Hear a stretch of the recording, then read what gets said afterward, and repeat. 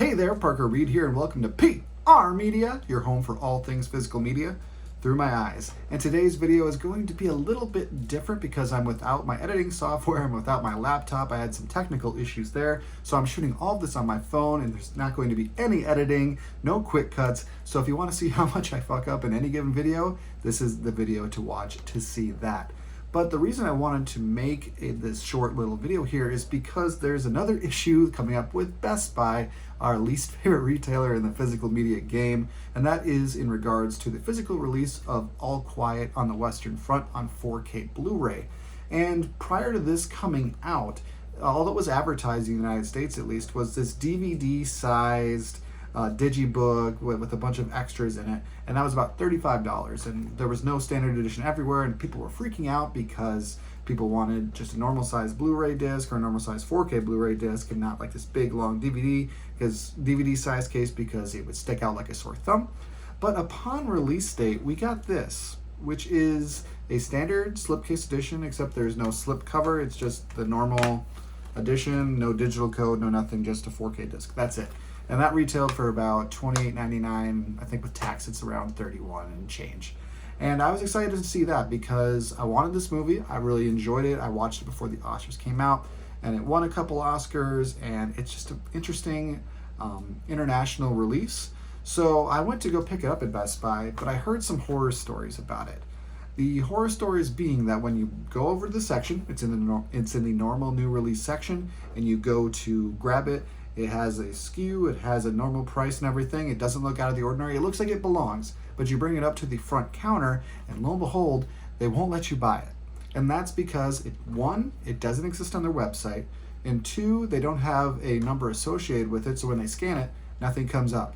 So when I brought it up to my Best Buy in my local neighborhood, I tried to check it out, and for about 10 minutes, the guy behind the counter had no idea what was going on, and I don't blame him. This is happening everywhere. And after about 10 or 15 minutes and going back and forth and talking to a few other of his coworkers, he found that I couldn't purchase it. So I was really disappointed by that because I made the trip out there specifically to get this. And then he asked a great question for the custom people in customer service here. He's like, was this in the normal section? Do we have any more? Can you show me where it is? And so I walked him over to the normal Blu-ray section, and lo and behold, it was still there, along with about 4 other copies of it, and it had a SKU number there.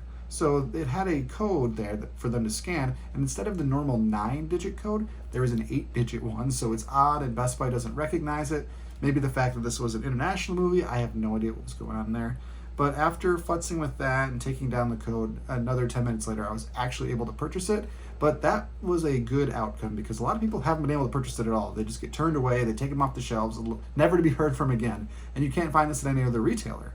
So I'm not quite sure how this happened, and I'm not sure how Best Buy let this slip through the cracks. Because if this isn't on their website, it's not a part of their inventory, how are they able to price it, and how are they able to put it out on the shelves for people to buy? And then this keeps popping up. Something has had to have gone wrong here.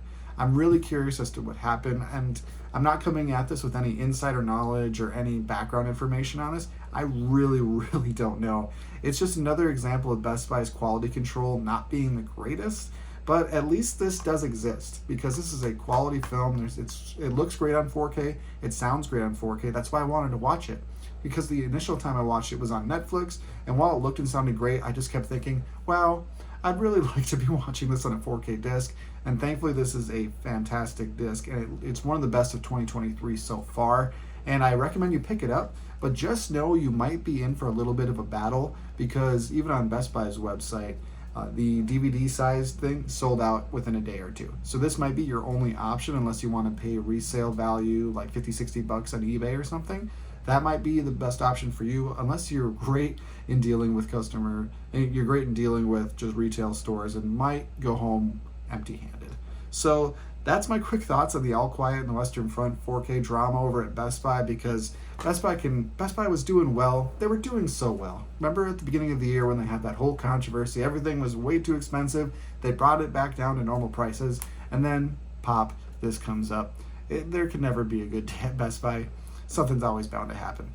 But anyways, thank you guys so much for watching this video. I know it's quite different and the quality's not as great as when I normally put out a video. I am working on fixing that laptop and getting my editing going to the normal pace here before too long. But thank you so much for watching this video. If you liked what you saw here, you can check us out on Facebook or Instagram, and like, comment, and subscribe if you so choose. My name is Parker Reed. You've been watching PR Media. Keep supporting physical media, and I'll see you next time. Thanks, guys.